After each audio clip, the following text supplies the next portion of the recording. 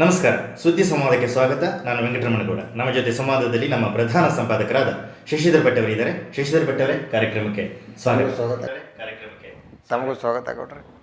ಭಾರತ ಮತ್ತು ಚೀನಾದ ವಾಣಿಜ್ಯಿಕ ಸಂಬಂಧವನ್ನು ನೋಡ್ಕೊಳ್ತಾ ಹೋದರೆ ಚೀನಾ ಎಷ್ಟು ಭದ್ರವಾಗಿ ತನ್ನ ಬೇರನ್ನ ಊರಿದೆ ವಾಣಿಜ್ಯಿಕವಾಗಿ ಅನ್ನೋದು ಗಮನಕ್ಕೆ ಬರ್ತಾ ಹೋಗುತ್ತೆ.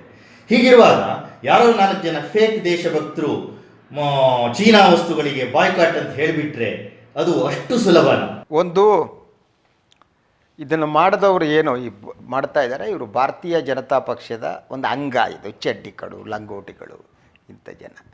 ಅವ್ರಿಗೆ ಮೂಲಭೂತವಾಗಿ ಬಹಿಷ್ಕಾರ ಹಾಕೋದಕ್ಕೆ ಸಾಧ್ಯನಾ ಅನ್ನುವ ಪ್ರಶ್ನೆ ಏನಿದೆ, ಆ ಪ್ರಶ್ನೆಯನ್ನು ಕೇಳ್ಕೊಳ್ಳೋದಿಲ್ಲ. ಎಮೋಷ್ನಲ್ ಆಗಿ ಮಾಡೋದು ಇದೇ ಕೆಲಸಗಳವರು. ನಾವು ಬಹಿಷ್ಕಾರ ಮಾಡುವ ಸ್ಥಿತಿಯಲ್ಲಿದ್ದೀವಾ ಅನ್ನೋದು ಮೊದಲನೇ ಪ್ರಶ್ನೆ. ಒಂದು ಭಾಳ ಸ್ಪಷ್ಟವಾಗಿ ತಿಳಿದುಕೊಳ್ಬೇಕಾದ್ದು, ನಾವೇನು ಅಂತಾರಾಷ್ಟ್ರೀಯ ಒಪ್ಪಂದ, ಗ್ಯಾಟ್ ಒಪ್ಪಂದದ ಪ್ರಕಾರ ನಾವು ಸರ್ಕಾರ ಅಂತೂ ಬಹಿಷ್ಕಾರ ಹಾಕೋಕ್ಕೆ ಬರಲ್ಲ. ದಟ್ ಇಸ್ ಭಾಳ ಸರಳವಾದ್ದು. ಇನ್ನು ಜನ ಬಹಿಷ್ಕಾರ ಹಾಕಬೇಕು. ನಗು ಬರುತ್ತೆ ನನಗೆ. ಯಾಕೆಂದರೆ ನಮ್ಮ ಎರಡೂ ದೇಶಗಳ ವ್ಯಾಪಾರ ವಹಿವಾಟು ಹೇಗಿದೆ ಅದು ಅಂತ. ನನ್ನ ಹತ್ರ ಒಂದು ಲಿಸ್ಟ್ ಇದೆ, ಎಷ್ಟು ಕಂಪನಿಗಳು ಭಾರತೀಯ ಕಂಪನಿಗಳು ಚೀನಾದಲ್ಲಿವೆ ಅನ್ನೋದನ್ನು. ಅದಾನಿ ಗ್ಲೋಬಲ್, ಅದ್ರ ಬಗ್ಗೆ ಮಾತಾಡೋಣ. ಅದಾನಿ ಯಾರು ಅಂತ ಗೊತ್ತು ನಮಗೆ. SR ಗ್ರೂಪ್ ಇದೆ, Jindal Steel and Power Limited ಚೀನಾದಲ್ಲಿದೆ, ರಿಲಯನ್ಸ್ ಅನಿಲ್ ಧೀರುಭಾಯಿ ಅಂಬಾನಿ ಗ್ರೂಪು ಚೀನಾದಲ್ಲಿದೆ, Tata Information Technology Company Limited TCS ಅಂತಾರೆ, ಅದು ಚೀನಾದಲ್ಲಿದೆ, ಟಾಟಾ ಸನ್ಸ್ ಲಿಮಿಟೆಡ್ ಇದೆ, ಯೂನಿಯನ್ ಬ್ಯಾಂಕ್ ಆಫ್ ಇಂಡಿಯಾ ಇದೆ, ಅಲಹಾಬಾದ್ ಬ್ಯಾಂಕ್ ಇದೆ, ಬ್ಯಾಂಕ್ ಆಫ್ ಬರೋಡಾ ಇದೆ, ಬ್ಯಾಂಕ್ ಆಫ್ ಇಂಡಿಯಾ ಇದೆ, BEML ಇದೆ, GTV ಇದೆ, Jet Airways India Private Limited ಚೀನಾದಲ್ಲಿದೆ, ಅಪೋಲೋ ಇಂಟರ್ನ್ಯಾಷನಲ್ ಲಿಮಿಟೆಡ್ ಇದೆ, ಏರ್ ಇಂಡಿಯಾ ಇದೆ, ಅಶೋಕ ಲೈಲ್ಯಾಂಡ್ ಬಿಸ್ನೆಸ್ ಮಾಡುತ್ತೆ ಅಲ್ಲಿ, Axis Bank ಶಾಖೆಗಳಿವೆ, Bharat Heavy Electronics Limited ಏನಿದೆ, ಎಲೆಕ್ಟ್ರಿಕಲ್ಸ್ ಲಿಮಿಟೆಡ್ ಏನಿದೆ ಅದು ಚೀನಾದಲ್ಲಿದೆ, ಭಾರತ್ ಅರ್ತ್ ಮೂವರ್ಸ್ ಲಿಮಿಟೆಡ್ ಚೀನಾದಲ್ಲಿದೆ, ಕೆನರಾ ಬ್ಯಾಂಕ್ ಚೀನಾದಲ್ಲಿ ಶಾಖೆಗಳಿವೆ, HCL ಟೆಕ್ನಾಲಜೀಸ್ ಚೀನಾದಲ್ಲಿದೆ, ICICI ಬ್ಯಾಂಕ್ ಚೀನಾದಲ್ಲಿದೆ, ಇನ್ಫೋಸಿಸ್ ಲಿಮಿಟೆಡ್ ಇದೆ, ಲಾರ್ಸನ್ ಆ್ಯಂಡ್ ಟ್ಯೂಬ್ರೋ ಲಿಮಿಟೆಡ್ ಇದೆ, ಲುಕಾಸ್ TVS ಇದೆ. ಇದು ಒಂದು 25 ಸಂಸ್ಥೆಗಳು, ಭಾರತೀಯ ಸಂಸ್ಥೆಗಳು ಚೀನಾದಲ್ಲಿ ಇವೆ. ಭಾರತ ಮತ್ತು ಚೀನಾದ ವಹಿವಾಟು ಏನಿದೆ ಅದು $100 ಬಿಲಿಯನ್ ಹತ್ರ ಇದೆ. ಈ ವರ್ಷ ಪ್ರಾರಂಭದಲ್ಲಿ ಸ್ವಲ್ಪ ಡೌನ್ ಆಗಿದೆ, $100 ಬಿಲಿಯನ್ ಇದೆ. $100 ಬಿಲಿಯನ್ $60 ಬಿಲಿಯನ್ ಏನಿದೆ ಅದು ಟ್ರೇಡ್ ಡಿಫಿಸಿಟ್ ಇದೆ. ಅಂದರೆ $60 ಬಿಲಿಯನ್ ಅಷ್ಟನ್ನು ನಾವು ಚೀನಾದಿಂದ ಖರೀದಿ ಮಾಡ್ತಿದ್ದೀವಿ. ಇಂಥ ಸಿಚುವೇಷನ್ನಲ್ಲಿ ಬಹಿಷ್ಕಾರ ಅನ್ನುವುದೇ ದೊಡ್ಡ ಬೋಗಳೆ. ಈ ಬಹಿಷ್ಕಾರ ಹಾಕೋದಕ್ಕೆ ಯಾರು ಮಾತಾಡ್ತಾರಲ್ಲ, ಅವ್ರ ಕೈಲಿರುವ ಮೊಬೈಲ್ ಏನಿದೆ ಆ ಮೊಬೈಲು ಚೀನಾದ್ದಾಗಿರುತ್ತೆ, ಅಥವಾ ಇಂಡಿಯಾದನ್ನು. ಐ ವಿಲ್ ಗಿವ್ ದಟ್ ಯಾವ ಕ್ಷೇತ್ರಗಳಲ್ಲಿ ಚೀನಾದ್ದು ಪಾರ್ಟಿಸಿಪೇಷನ್ ಇದೆ ಅಂತ ನೋಡಿದ್ರೆ ನಾವು ಭಯ ಆಗುತ್ತೆ ನಮಗೆ, ಅಲ್ವಾ? ಸೊ ಮೇಜರಾಗಿ ಈಗ 4-6 ವರ್ಷಗಳಲ್ಲಿ ನಿಮ್ಮ ಪ್ರಶ್ನೆ ಕೇಳೋದಕ್ಕೆ ಇಲ್ಲಿ ಹೇಳಿ ನಿಲ್ಲಿಸ್ತೀನಿ ನಾನು. ಅತಿ ಹೆಚ್ಚು ಚೀನಾದ ಜೊತೆ ವ್ಯವಹಾರ ಮಾಡುತ್ತಿರುವವರು ಸನ್ಮಾನ್ಯ ಗೌರವಾನ್ವಿತ ಗೌತಮ್ ಅದಾನಿಯವರು. ಈ ಅದಾನಿ ಯಾರು? ಅವ್ರನ್ನ ಬೆಳೆಸ್ತವ್ರು ಯಾರು? ಅವರು ಯಾರ ಜೊತೆಗೆ ವಿದೇಶ ಪ್ರವಾಸ ಮಾಡ್ತಾರೆ, ಯಾರು ಅಕ್ಕಪಕ್ಕ ನಿಂತ್ಕೊತಾರೆ? ಕೀಲಿ ಕೈ ಇದೆ ಸ್ವಾಮಿ ಅಲ್ಲಿ. ಯಾರು? ಗೌತಮ್ ಅದಾನಿ. ಅದಾನಿನೇ ಮಾಡ್ತಿದ್ದಾರೆ. ಅದು ಭಾಳ ಡಿಫ್ರೆಂಟ್ ಡೈಮೆನ್ಷನ್ಗಳಿದೆ ಅದಕ್ಕೆ. ಇಷ್ಟು ಸಂಕೀರ್ಣ ಆಗಿರುವಾಗ ಇದು ನಮ್ಮ ಏನು ಬಹಿಷ್ಕಾರ ಹಾಕಿಬಿಡಬೇಕು ಅನ್ನೋರಿಗೆ ಯಾಕೆ ಹೊಳಿತೇ ಇಲ್ಲ? ಅಥವಾ ಇದೆಲ್ಲ ಒಂದು ನಾಟಕವಾ? ನಿಮಗೆ ಒಂದು ಮಾತು ಹೇಳ್ತೇನೆ. ಡೋಕ್ಲಾಮ್ 70 ದಿನಗಳ ಕಾಲ ಭಾರತ ಮತ್ತು ಚೀನಾ ಸೈನ್ಯ ಮುಖಾಮುಖಿಯಾಗಿತ್ತು. ತಳ್ಳಾಟಗಳೇ ನಡೀತಾ ಇತ್ತು, ಇನ್ನೊಂದು ನಡೀತಾ ಇತ್ತು. ವಿಶ್ವದಲ್ಲಿ ಎಲ್ಲ ಟೆನ್ಷನ್ ಪ್ರಾರಂಭ ಆಗಿತ್ತು. ಭಾರತ ಮತ್ತು ಚೀನಾದ ನಡುವೆ ಯುದ್ಧ ಆಗಿಬಿಡುತ್ತಾ ಅನ್ನುವ ಆತಂಕ ಇತ್ತು. ಆ ಸನ್ನಿವೇಶದಲ್ಲಿ ಗೌತಮ್ ಅದಾನಿಯವರು ಬೀಜಿಂಗ್ನಲ್ಲಿದ್ದರು. ಅಲ್ಲಿನ ಬಹುದೊಡ್ಡ ಒಂದು ಕಂಪನಿಯ ಜೊತೆ ವಿದ್ಯುತ್ ಇದಕ್ಕೆ ಸಂಬಂಧಪಟ್ಟಂತೆ ಒಪ್ಪಂದಕ್ಕೆ ಸಹಿ ಹಾಕ್ತಿದ್ರು.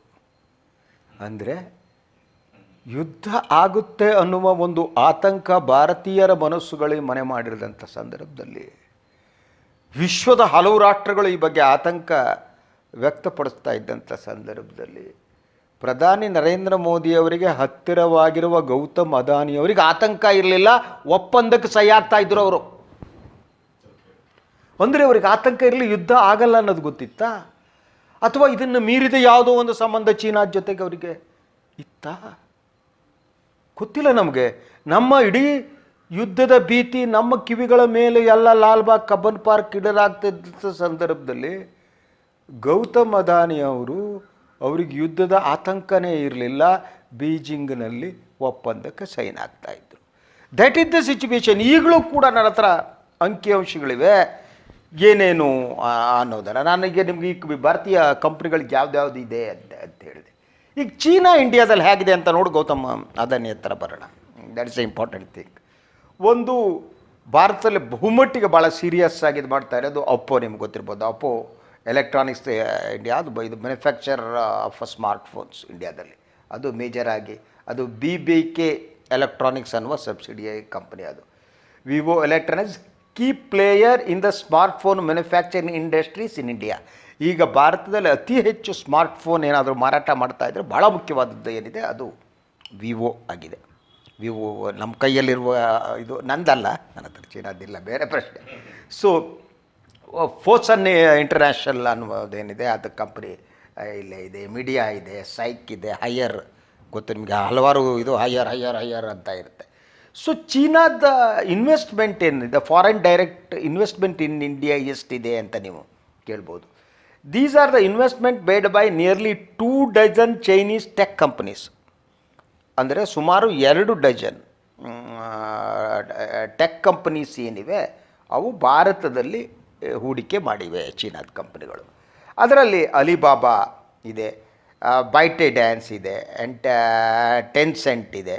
ಹೌದು, 92% ಇಂಡಿಯನ್ ಸ್ಟಾರ್ಟ್ಸಪ್ಸ್ ತಿಳ್ಕೊಳ್ಳಿ, which have funded 92 Indian startups including unicorn such as Paytm, Baiju, OYO ಗೊತ್ತಲ್ಲ, ಓಯೋ ಗ್ರೂಪ್ ಆಫ್ ಓಲಾದಲ್ಲಿ ಕೂತ್ಕೊಂಡು ಹೋಗೋದರಲ್ಲಿ. ಇದು ಏಪ್ರಿಲ್ 2020 ಅಂಕಿಅಂಶ. ಸೊ ಎಲ್ಲೆಲ್ಲಿ ಚೀನಾ ಇನ್ವೆಸ್ಟ್ ಮಾಡಿದೆ ಅಂತ ತಿಳ್ಕೊಳ್ಳಿ. ಚಡ್ಡಿ ಲಂಗೋಟಿ ತಿಳ್ಕೊಳ್ಳಿ, ಮತ್ತು ಕೂತ್ಕೊಂಡು ಇಲ್ಲಿ ಬಹಿಷ್ಕಾರ ಅಂದ್ಕೊಂಡು ಇವರು ನಮ್ಮ ದೇಶವನ್ನು 1000 ವರ್ಷಕ್ಕೆ ತಗೊಂಡು ಹೋಗ್ತಾರೆ. It's not so easy. ಪೂರ್ಣ ಚೀನಾ ಜೊತೆ ಮುಳುಗೋಗ್ಬಿಟ್ಟಿದ್ದು ಇವ್ರು ಬಂದ ಮೇಲೆ ಆಗಿದ್ದು. ಏನಿದೆ ಇವರೇನು ಮಹಾನ್, ಈಗ ಆತ್ಮನಿರ್ಭರ ಅಂತಾರ, ಬದನೆಕಾಯಿ ಆತ್ಮನೂ ಇಲ್ಲ ನಿರ್ಭರನೂ ಇಲ್ಲ. ಆತ್ಮ ಇಲ್ಲದೆ ನಿರ್ಭರ ಹೆಂಗಾಗುತ್ತೆ? ಹೋಗಲಿ ನೋಡಿ, ಆಟೋಮೊಬೈಲ್ ಇಂಡಸ್ಟ್ರಿಯಲ್ಲಿ 40% ಇನ್ವೆಸ್ಟ್ಮೆಂಟ್ ಇದೆ ಅವ್ರದ್ದು. ಅದ್ರ ಬಗ್ಗೆ ಇವತ್ತು ಬಜಾಜ್ ಆಟೋ ರಾಹುಲ್ ಬಜಾಜ್ ಏನಿದ್ದಾರೆ MD, ಅವರು ಒಂದು ವಾಹಿನಿ ಕೊಟ್ಟು ಸಂದರ್ಶನ ನೋಡ್ತಾ ಇದ್ದೆ. ಅವರು ಹೇಳ್ತಾ ಇರೋ ಪ್ರಕಾರ ಇದು ಸಾಧ್ಯ ಇಲ್ದಿರೋ ಮಾತು ಬಹಿಷ್ಕಾರ. ಚೀನಾದ ಇದಕ್ಕೆ ಬಹಿಷ್ಕಾರ ಮಾಡೋದಕ್ಕೆ ಯಾಕಲ್ಲ, ಮಾಡಿದರೆ ಪರಿಣಾಮ ಏನು ಅನ್ನೋದನ್ನು ರಾಹುಲ್ ಬಜಾಜ್ ಆ ವಾಹಿನಿಯಲ್ಲಿ ವಿವರಿಸ್ತಾ ಇದ್ದರು. ಬಹುತೇಕ ಈ ಆಟೋಮೊಬೈಲ್ ಇಂಡಸ್ಟ್ರಿ ಇದೆ ನೋಡಿ, ಈ ಇವ್ರದ್ದು ಇನ್ವೆಸ್ಟ್ಮೆಂಟ್ 40% ಇದೆ ಆಟೋಮೊಬೈಲ್ ಇಂಡಸ್ಟ್ರಿಯಲ್ಲಿ ಚೀನಾದ್ದು. ಬಟ್ ಚೀನಾದ ಇಕ್ವಿಪ್ಮೆಂಟ್ ನಾವು ಎಷ್ಟು ಸರಿಸ್ತೀವಿ ಅನ್ನೋದು ನೀವು ಅದನ್ನು ನೋಡಿದರೆ, ಈ 2 ವೀಲರ್ಸ್ಗೆಲ್ಲ ಸಂಬಂಧಪಟ್ಟಾಗೆ nearly 80% equipments are coming from China. ಯಾಕೆ ಅನ್ನೋ ಪ್ರಶ್ನೆ. ಅದಕ್ಕೆ ರಾಹುಲ್ ಬಜಾಜ್ ಹೇಳ್ತಾ ಇರೋದೇನೆ, ಒಂದು ಆ ಸಣ್ಣ ಪುಟ್ಟ ಇಕ್ವಿಪ್ಮೆಂಟ್ಸ್ಗಳನ್ನ ನೀವು ಭಾರತದಲ್ಲಿ ಅದನ್ನ ಉತ್ಪಾದನೆ ಮಾಡೋಕ್ಕೆ ಯಾಕಾಗಲ್ಲ ಅಂದರೆ ನಮ್ಮ ಟೆಕ್ನಾಲಜಿಲಿ ಅಂತಲ್ಲ, ಇಲ್ಲಿರುವ ಬೇರೆ ಬೇರೆ ಸಮಸ್ಯೆಗಳನ್ನು, ಎಲೆಕ್ಟ್ರಿಸಿಟಿ ಪ್ರಾಬ್ಲಮ್ ಇದೆ, 1000 ಪ್ರಾಬ್ಲಮ್ಗಳನ್ನ ಮಾಡೋದಕ್ಕಿಂತ ನಾವು ಚೀನಾದಿಂದ ತರಿಸ್ಕೊಳ್ಳೋದಕ್ಕೆ ನಮ್ಗೆ ಅನುಕೂಲ. ಸೊ ಇವತ್ತು ಅವ್ರು ಹೇಳ್ತಾ ಇರೋದು ಬಜಾಜ್ ಆಟೋ ಏನಿದೆ, ಈ 2 ವೀಲರ್ಸ್ ಮ್ಯಾನುಫ್ಯಾಕ್ಚರ್ನಲ್ಲಿ ವಿಶ್ವದಲ್ಲೇ ಟಾಪ್ ಆಗಿದೆ. ಅದು ನೀವು ಚೀನಾದ ವಸ್ತುವನ್ನು ತರಿಸ್ಕೊಳ್ಳೋದನ್ನು ನಿಲ್ಲಿಸಿದ್ರಿ ಅಂದ ತಕ್ಷಣ ಇಟ್ ವಿಲ್ ಲೂಸ್ ಹೋಗುತ್ತೆ, ಅದು ಹೊಡೆಸ್ಕೊಳ್ಳುತ್ತೆ. ಇನ್ನು ಫಾರ್ಮಾಸ್ಯೂಟಿಕಲ್ ಇಂಡಸ್ಟ್ರಿ ಬನ್ನಿ ನೀವು, ಔಷಧಗಳ ಉತ್ಪಾದನೆಗೆ. ಸೊ 60% ಅಷ್ಟು ಔಷಧಗಳಿಗೆ ಬೇಕಾದ ವಸ್ತುಗಳು it is coming from China. ಏನು ಮಾಡ್ತೀರಿ? ಬಂಬುಡ ಬಡ ಜಾಸ್ತೀರಾ? ಅಥವಾ ನಾವೆಲ್ಲ ಆಶ್ರಮ ಕಟ್ಕೊಂಡು ಕೂತ್ಕೊಬಿಡೋಣವಾ? ನೋ, ಇನ್ನು ಮೆಡಿಕಲ್ ಇಕ್ವಿಪ್ಮೆಂಟ್ಸ್ಗಳಿರ್ತವೆ, ಅಂದರೆ ಈ ಆರೋಗ್ಯ ಸಂಬಂಧಪಟ್ಟಂತೆ, ಅದರಲ್ಲಿ ಯು ಸಿ 45 to 55% ಅದು ಇಕ್ವಿಪ್ಮೆಂಟ್ಸ್ಗಳಿಗೆ ಬೇಕಾದ ಇದೇನಿರುತ್ತೆ ಅದು ಚೀನಾದಿಂದ. ಸೊ ನಾನು ಇನ್ವೆಸ್ಟ್ಮೆಂಟ್ ಬಗ್ಗೆ ಹೇಳ್ತಾ ಇದ್ದೀನಿ. ಮೆಟಲಾಜಿಕಲ್ ಇಂಡಸ್ಟ್ರಿ 17% ಚೀನಾ ಇನ್ವೆಸ್ಟ್ ಮಾಡಿದೆ. ಪವರ್ನಲ್ಲಿ 7% ಮಾಡಿದೆ, ಕನ್ಸ್ಟ್ರಕ್ಷನ್ನಲ್ಲಿ 5% ಇನ್ವೆಸ್ಟ್ಮೆಂಟ್ ಮಾಡಿದೆ, ಸರ್ವಿಸಸ್ನಲ್ಲಿ 4% ಇನ್ವೆಸ್ಟ್ಮೆಂಟ್ ಮಾಡಿದೆ. ಇದು ಚೀನಾದ ಇನ್ವೆಸ್ಟ್ಮೆಂಟ್ ಕಡೆ. ನಾವು ಯಾವುದಾಗಬೇಕು ಎಲ್ಲವೂ ಚೀನಾದಿಂದಲೇ ತರಿಸೋದು. ಒಂದು ಚೀನಾದಲ್ಲಿ ವಸ್ತು ಚೀಪ್ ಆಗಿರ್ತವೆ, ಕಾಂಪಿಟೇಟಿವ್ ಆಗಿರ್ತವೆ. ಮೊದಲು ಗುಣಮಟ್ಟದ ಮಾತುಗಳು ತುಂಬ ಜಾಸ್ತಿ ಇದ್ವು. ಸೊ ಇವತ್ತು ಗುಣಮಟ್ಟನೂ ಚೀನಾದ ಇಂಪ್ರೂವ್ ಆಗಿದೆ. ಮೊದಲಾದ ಚೀನಾ ಮೇಡೋ ಅಂತ ಯಾವನು ಮೊಬೈಲ್ ಸೀರಿಯಸ್ ಆಗಿ ತಗೋತಿರ್ಲಿಲ್ಲ. ಇವತ್ತು ನಾವು ಚೀನಾ MI ಇರ್ಬೋದು ಇವಲ್ವಾ, ಅದ್ಯಾವುದೋ ಎಲ್ಲ ಮೊಬೈಲ್ ನಾವು ಚೀನಾ ಮೊಬೈಲ್ಗಳಿಗೆ ಹೋಗ್ತೀವಿ. ಬಿಕಾಸ್ ಕಾಂಪಿಟೇಟಿವ್ ರೇಟ್ ಆ ಕಾರಣಕ್ಕೆ ಅತಿ ಕಡಿಮೆ ಬೆಲೆಗೆ ಸ್ಮಾರ್ಟ್ ಫೋನ್ಗಳು ಸಾಮಾನ್ಯ ಭಾರತೀಯರಿಗೆ ಸಿಗಕ್ಕೆ ಸಾಧ್ಯ. ಅದು ರಿಪ್ಲೇಸ್ ಮಾಡ್ತೀರಿ. ಚೀನಾದ ಬಿಟ್ಬಿಟ್ರಪ್ಪ, ಎಲ್ಲ ಇಡೀ ದೇಶ ಲಾಕ್ಡೌನ್ ಮಾಡ್ತಾರ, ಮುಚ್ಚಿಕೊಂಡು ಎಲ್ಲ ನಾವು ಮೊಬೈಲ್ ಪ್ರತಿಯೊಂದನ್ನು ಬಿಟ್ಬಿಟ್ಟು ಔಷಧ ಫಾರ್ಮಸ್ಯೂಟಿಕಲ್ ಇಂಡಸ್ಟ್ರಿ ಇದೆ, ಔಷಧ ಉತ್ಪಾದನೆ ಇಂಡಿಯಾ ಇಸ್ ನಂಬರ್ 1. ಅದನ್ನ ವಿದ್ಯುತ್ ಸೋಲಾರ್ ಇದೇನಿದೆ, ಸೋಲಾರ್ ಎನರ್ಜಿ ಏಷ್ಯಾದಲ್ಲೇ ಇಂಡಿಯಾ ಅತಿ ಹೆಚ್ಚು ಸಾಧನೆ ಮಾಡಿದೆ ಅಲ್ವಾ. ಸೊ ಸೋಲಾರ್ ಎನರ್ಜಿಯಲ್ಲೂ ಚೀನಾದ ಪಾಲು ಏನ್ ಮಾಡ್ತೀರಿ, ಇಕ್ವಿಪ್ಮೆಂಟ್ಸ್ಗಳು ಅಲ್ಲಿಂದ ಬರ್ತವೆ. ನಾವು ಸೋಲಾರ್ ವಿದ್ಯುತ್ ಮಾಡೋದಕ್ಕೆ ಎಲ್ಲ ಬಿಟ್ಟು ರೈಲೇನ್ ಮಾಡೋಣ ನಾವು ಕುತ್ಕೊಂಡು. ಯುಸಿ ಬಹಿಷ್ಕಾರ ಅನ್ನೋದು ಭ್ರಮೆ ಮತ್ತು ಸುಳ್ಳು. ಅದು ಭಾವನಾತ್ಮಕವಾಗಿ ನೀವು ಜನ ಹಿಡಿದಿಡುವ ನಾಟಕ. ಅದನ್ನ ನೀವು ಮಾಡೋದು ಎಕ್ಸಾಂಪಲ್. ಓಕೆ, ನೀವು ಚೀನಾ ಜೊತೆ ಸಂಬಂಧ ಬೇಡ, ನಿಮ್ಮ ಗೌತಮ್ ಅದಾನಿ ಅವರಿಗೆ ಎಲ್ಲ ಚೀನಾ ಜೊತೆ ವ್ಯವಹಾರ ಬಿಡಬೇಡ, ಕಾಸು ಮಾಡ್ಕೊಳ್ಳಿ. ಇತ್ತೀಚೆಗೆ ಕಳೆದ 4 ತಿಂಗಳಿಂದ ಸೋಲಾರ್ ಬಂದಿದ್ದ ಪ್ರಾಜೆಕ್ಟ್ ಸೈನ್ ಆಗ್ತದಲ್ಲ, ಬಿಟ್ಬಿಡಿ ಅದನ್ನ. ಯಾಕಾಗಲ್ಲ? ನೀವು ಪಡೆಗಳಿಗೆ ಕಾಲಾಳುಗಳು, ಪ್ಯಾದೆಗಳು, ಚೆಸ್ನ ಕಾಲಾಳುಗಳು ಬಹಿಷ್ಕಾರ ಹೇಳಿಕೆ ನೀವು ಅದಾನಿ ಅಂತ ವ್ಯವಹಾರ ಮಾಡ್ತೀರಿ. ಅದಾನಿ ಬಿಸ್ನೆಸ್ ಮಾಡ್ತಾರೆ ಚೀನಾ ಜೊತೆ. ನಾ ತಪ್ಪು ಅಂತ ಹೇಳ್ತಾ ಇಲ್ಲ, ನಾಟಕ ಯಾಕೆ? ನೀವು ಇಲ್ಲಿ ಸಂಘ ಪರಿವಾರದವರೆಲ್ಲ ತಗೊಂಡು ಇವ್ರ ಹತ್ರ ಮಾಡಿಸ್ತೀರಿ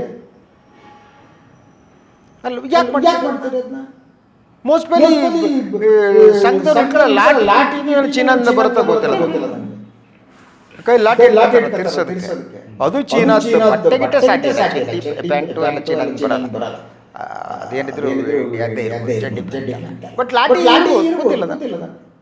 ಸೊ ಈ ನಾಟಕ ಯಾಕೆ ನನ್ನ ಪ್ರಶ್ನೆ. You are not in a position to ಬಹಿಷ್ಕಾರ ಬಾಯ್ಕಾಟ್ ಮಾಡೋ ಸಿಚುವೇಶನ್ ಇಲ್ಲ. ಭಾರತೀಯರು ಬಹಳ ಸ್ವಾಭಿಮಾನ ಇದೆ. ನಾನು ಚೀನಾದ ವಸ್ತುಗಳು ತಗೊಳ್ಳಲ್ಲ, ನನ್ನ ಕಡಿಮೆ ತಗೋತಾನೆ ಮನುಷ್ಯ, ಮೂಲಭೂತವಾಗಿ ಸ್ವಾರ್ಥಿ. ತನ್ನ ಸ್ಮಾರ್ಟ್ ಫೋನ್ ಸಿಗುತ್ತೆ ಅಂದ್ರೆ ತಗೋತಾನೆ. ದೇಶಭಕ್ತಿ 50,000 ಸ್ಮಾರ್ಟ್ ಫೋನ್ ಯಾವ ತಗೋತಾನೆ? Nobody will take. ಸರ್ಕಾರ ಮಾತಾಡುವಾಗ ತುಂಬ ಹೆಮ್ಮೆಯಿಂದ ಹೇಳುತ್ತೆ ಸ್ಟಾರ್ಟ್ಅಪ್ಸ್ ಅಂತ ಬಗ್ಗೆ ಎಲ್ಲ ಮಾತಾಡುವಾಗ.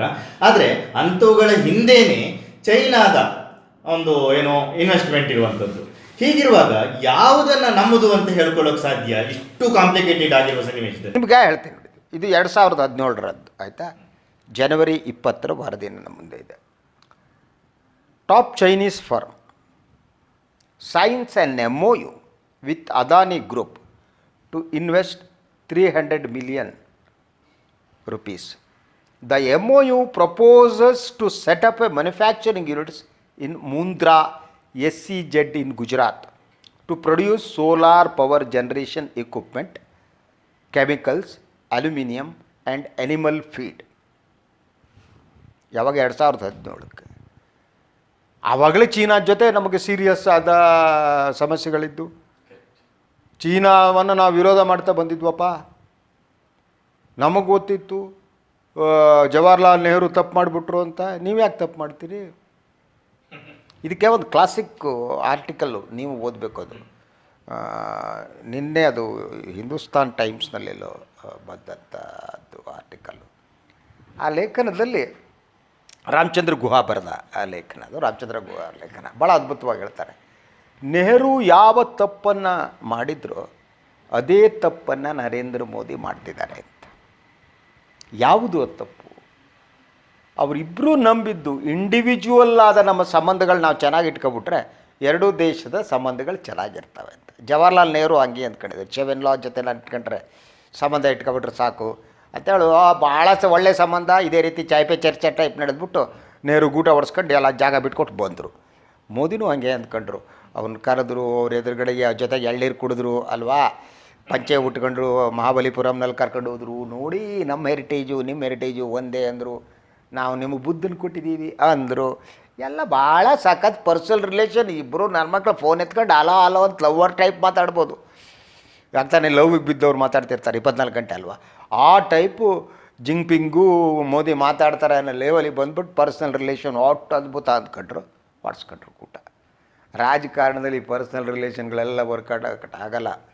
ರಾಜಕಾರಣದಲ್ಲಿ ನಿಮ್ಮ ರಿಲೇಷನ್ ಹೇಗಿದೆ that works.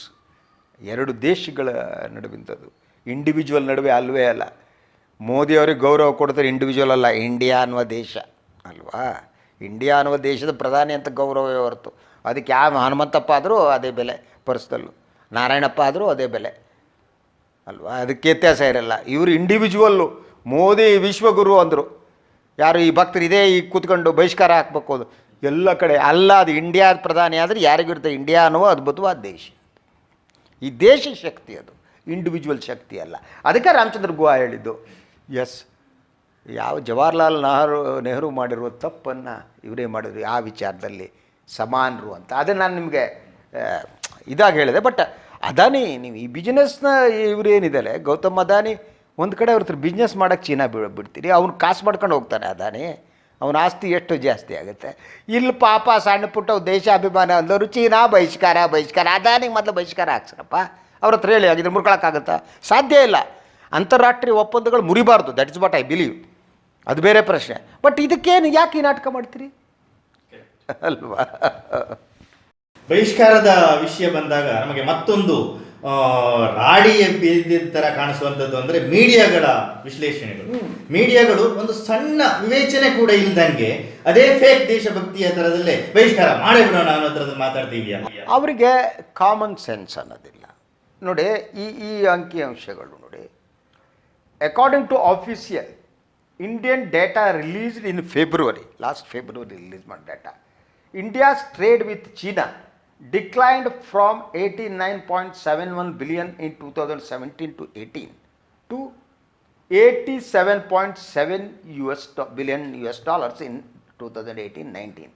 India's imports from China were $70.32 billion in 2018 and 19, while India's export to China is 16.75. ಅಂದರೆ ವಸ್ತುಗಳನ್ನು ನಾವು ಅವಲಂಬಿತ ಒಂದು $100 ಬಿಲಿಯನ್ ವ್ಯವಹಾರ ಇದ್ದರೆ $70 ಬಿಲಿಯನ್ ಅಷ್ಟು ವಸ್ತುಗಳು ಚೀನಾದಿಂದ ಬರ್ತವೆ, ಕೊಡ್ತೀವಿ. ನಾವು ಕಳಿಸೋದು ಬರೀ $16 ಬಿಲಿಯನ್.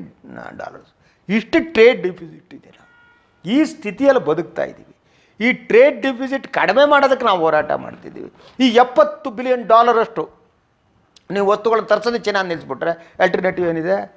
1000 ವರ್ಷ ಹಿಂದಕ್ಕೆ ಹೋಗ್ತೀರಿ ನೀವು. ನಾಟ್ ಓನ್ಲಿ ಈಗಲ್ಲ, 1000 ವರ್ಷ ನಾವೆಲ್ಲ ಗುರುಕುಲದಲ್ಲಿ ಓದ್ಕೊಂಡು ಜಪ ತಪ ಮಾಡ್ಕೊಂಡು ನದಿ ಪಕ್ಕ ಕೂತ್ಕೊಂಡು ವಾಕ್ ಹೋಗ್ಕೊಂಡು ನಡ್ಕೊಂಡಿರ್ಬೇಕಟ್ಟೆ.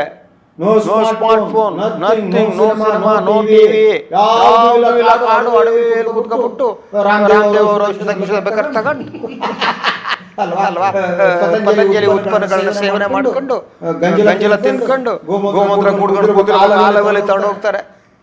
$70 ಬಿಲಿಯನ್ ವ್ಯವಹಾರ ಮಾಡೋದು ಇದಕ್ಕಿದ್ದಂಗೆ ಮಾಡ್ಬಿಡೋದು ಸಾಧ್ಯನಾ? Is it possible practically? No, not at all. But ನಾವು ಹೇಳ್ಕೊಂಡು ಹೋಗ್ತಾ ಇದ್ದೀವಿ. ಏನು ಮಾಡಿ ಹೇಳಿ? ಈ ಬಹಿಷ್ಕಾರದ ವಿಷಯ ಇದು ಅಷ್ಟು ಸುಲಭ ಅಲ್ಲ ಅಂತ ನಾವು ಮಾತಾಡ್ತಿದ್ದಂಗೆನೆ ಒಂದು ಅಪಾಯ ಏನಿದೆ ಅಂದರೆ ನಾವು ಚೀನಾದ ಪರವಾಗಿ ಮಾತಾಡ್ತಿದ್ದೇವೇನೋ, ಚೀನಾದ ವಸ್ತುಗಳು ಇಲ್ಲಿ ಬೇಕು ಅನ್ನೋ ಥರದಲ್ಲಿ ಮಾತಾಡ್ತೀವೇನೋ ಅಂತ. ಅದು ಹಾಗಲ್ಲ ಅಂತ ನಾವು ಸ್ಪಷ್ಟನೆ ಪಡಿಸ್ತಾ ಸಂವಾದದಲ್ಲಿ ಪಾಲ್ಗೊಂಡಿದ್ದಕ್ಕೆ ಧನ್ಯವಾದಗಳು.